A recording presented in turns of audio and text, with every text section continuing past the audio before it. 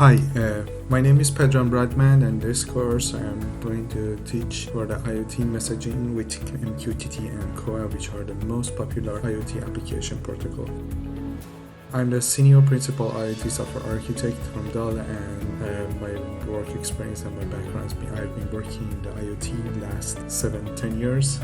years, and my background and my PhD is a wireless sensor network. I work on the wireless HART and Zigbee, and after that I work on the 6LoWPAN, and currently I'm working on the LoRaWAN solution. Before that, I worked in the South Korean company Research Neurocom in California, in Southern California, and before that I worked as a software IoT architect of a machine-to-machine in a startup company in California, and my PhD was from Australia, and I did project in Norway and Germany in the wireless sensor network in the oil and gas industry. The prerequisites of this course: the computer science and electrical engineer background. Students should be familiar with the OSI layer and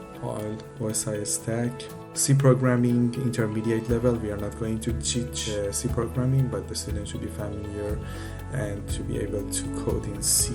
understand the data structure, familiar with the microcontroller and radio, familiar with the network protocol, and also RTOS. The objective of this course is students going to learn how to program and how to program the application layer, and how to port and upload them to the microcontroller and radio, how they can find what kind of interface between radio and microcontroller, how to gather the data from the wireless sensor and deliver it to the cloud,